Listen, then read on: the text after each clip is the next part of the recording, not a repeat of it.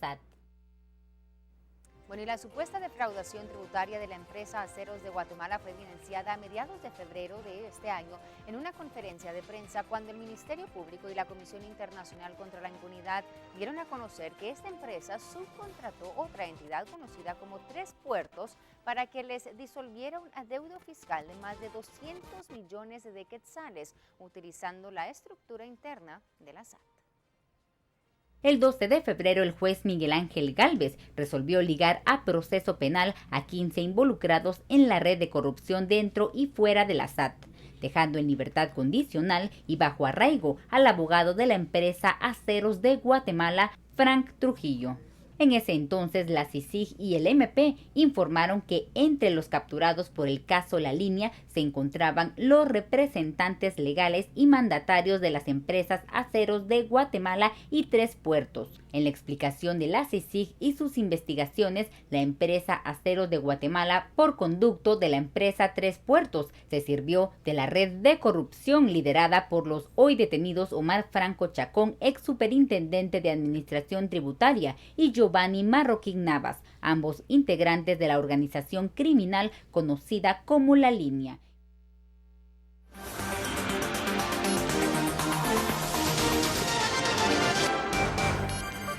Bueno, entonces ha sido el accionar de la SAT, del Ministerio Público en esta intervención de Aceros de Guatemala, también el fisco, como decíamos, ha asumido el control de Farmacias Galeno, pero en la mira, dentro de la investigación por defraudación, están varias empresas guatemaltecas. Dentro del contexto socioeconómico del país, ¿qué implica este golpe? Por supuesto, con delitos de los que se hablaba hace mucho tiempo, pero por primera vez se da un paso tan firme como este. Saludamos esta mañana a Carlos Martínez, analista económico. Carlos, buen día. Gracias por recibir nuestra llamada. Analicemos, por supuesto, esta situación y el impacto que tiene en la realidad económica y financiera del país. Te escuchamos. Bueno, es importante tomar en cuenta el contexto en que se están dando las cosas. En primer lugar, el asunto de la evasión tributaria es un fenómeno recurrente en el país, ¿verdad? Y es una práctica vieja, ¿verdad? Y por supuesto mala. Entonces, en ese marco de la lucha contra la impunidad, pues obviamente tendrán que haber impactos. Y yo creo que es muy, muy importante el mensaje para todos los agentes económicos, ¿verdad? De que hay que actuar en el marco de la ley, ¿verdad? Y estar reduciendo esa práctica sistemática de abusos y de colusión, ¿verdad? Con agentes que están metidos en el delito. Por supuesto, el Estado es dueño del poder tributario, ¿verdad? Y para que se produzca una acción de este tipo, una intervención, pues naturalmente tiene que haber todo un agotamiento de pasos legales, ¿verdad? Para garantizarse, pues, el Estado, el cumplimiento de las obligaciones.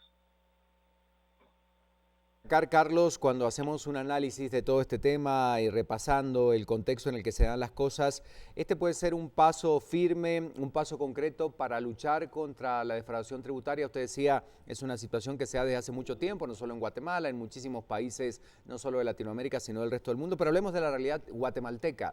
¿Es un paso en firme ya para empezar a trabajar efectivamente en este tema con otros grupos empresariales? Por supuesto, es una buena señal, porque este es un caso pequeño dentro de todo lo que existe, ¿verdad? En Guatemala, pues la evasión tributaria es elevadísima. Por supuesto que no hay cifras exactas. Por ejemplo, se habla de un 38% de evasión del impuesto al valor agregado, cerca de un 60% de evasión del impuesto sobre la renta. Entonces, naturalmente que un caso como este, pues es diría yo, una pequeña señal, porque obviamente hay mucho. ¿Cuántos agentes económicos, cuántas empresas, cuántas personas en lo individual están inmersas en esa práctica, ¿verdad? De apropiarse de los recursos del Estado? Entonces, creo yo que este es una buena señal en el marco de los esfuerzos de recuperación de la Superintendencia de Administración Tributaria y por supuesto del de la recuperación del poder tributario del Estado, ¿verdad? Sí es una buena señal porque no se trata solo de hablar de la recuperación de los recursos del Estado, se trata de que el Estado tenga los recursos suficientes para atender temas tan sensibles como la desnutrición en el país, la educación, la salud, la justicia, ¿verdad? Entonces es una práctica totalmente injusta que alguien se apropie de los impuestos y que hayan millones de guatemaltecos viviendo en la pobreza extrema, ¿verdad? Bueno, acá lo interesante, Carlos, para dejarlo claro para nuestros televidentes, es que en el caso de Aceros de Guatemala la deuda podría llegar a los 500 millones de quetzales en relación a lo que se le debe al fisco. Lo mismo, por supuesto, para Farmacias Galeno con otra cantidad importante. Acá el hecho de la intervención es lograr recuperar ese dinero. La intervención tiene como objetivo fundamentales que estas empresas puedan saldar hasta el último centavo de esta deuda generada por la defraudación. Ese es un tema importante, la recuperación entonces de dinero que tendría la SAT a través de estas intervenciones. Sí, por supuesto, esto es importante y creo yo que la ciudadanía debe de darse cuenta de lo que está sucediendo, ¿verdad? Carlos, gracias por recibir nuestra llamada esta mañana. Es un analista económico, la SAT interviene en empresas por defraudación. Ese es el tema que tenemos para destacar esta mañana. Se le preguntaba a los funcionarios que habían llegado a Farmacias Galeno, que habían llegado a intervenir empresa acerera, una de las más importantes, arranca a mediados de la década de los 60 con un capital muy pequeño, se dedicaba a la fabricación de clavos y crece este gran grupo, son uno de los dos grupos más importantes del país y dicen que hay una lista importante de empresas que siguen. Allí, por supuesto, habrá que estar muy atentos entonces a lo que puede llegar a ocurrir, ¿no? Precisamente, y es lo que resaltaba el analista, la importancia que tiene este caso, ¿no? Con empresas tan reconocidas y tan quizás sólidas y establecidas en nuestro país. Y bien él decía, es solo el principio de mucho que podemos ver venir en cuanto a retomar el poder del Estado, retomar el poder que tiene la SAT y poder llegar entonces a recuperar todo aquello que se ha defraudado al país. Y la intención de la intervención, debemos recordar, es la investigación interna, digamos, dentro de la empresa,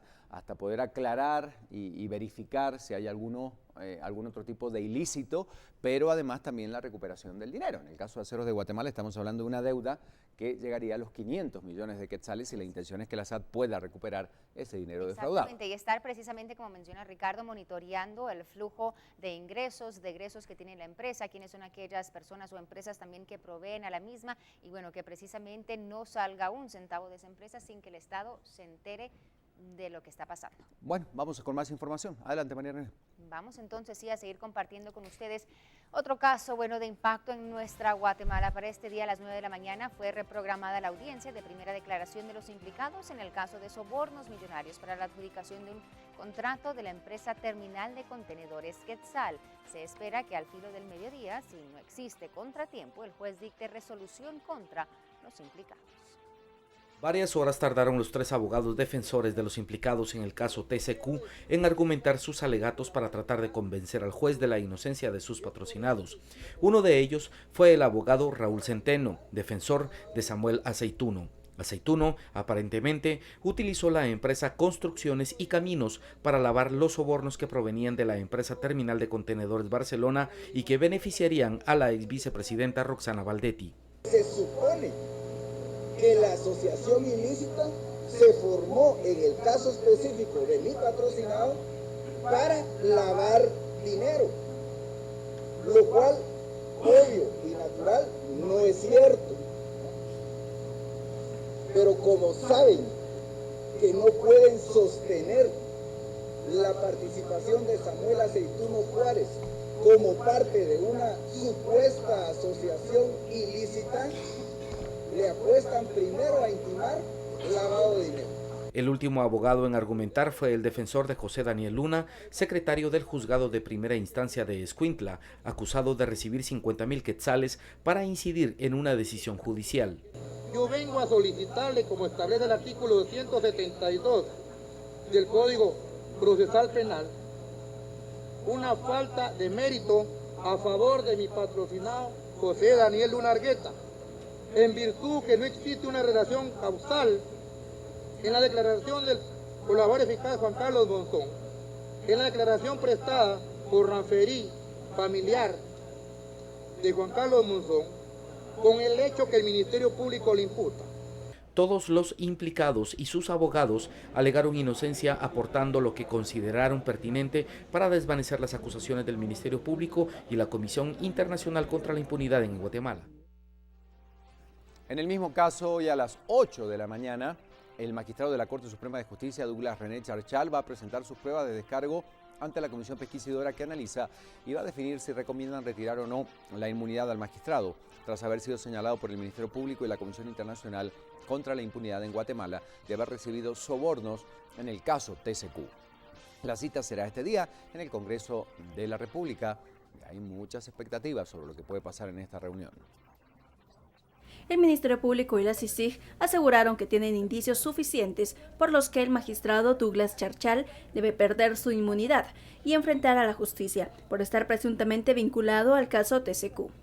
De acuerdo con la ratificación de la denuncia, el magistrado habría colaborado con la resolución de un amparo. Porque allá en el juzgado de Cuentla colaboraban con él y hacían las cosas como él las pedía. Y de esa forma, por medio del magistrado Douglas René Charchal Ramos, magistrado vocal quinto de la Corte Suprema de Justicia, contacta al señor Mario Urbano San José y por medio de Mario Urbano San José se realizan las gestiones en el Cuentla. Para fortalecer los detalles del MP, la CICIG reprodujo una presentación en la que señalaron la manera en que el magistrado supuestamente intervino en el caso. En resumen, el señor magistrado Douglas Charchal fue el mediador para que se pudiera obtener esa sentencia favorable denegando al señor Mario Urbano San José. Este viernes el magistrado fue citado para que presente sus pruebas de descargo y así defenderse de las acusaciones ante la comisión que recomendará o no el retiro de la inmunidad. Será voluntad de él comparecer o no.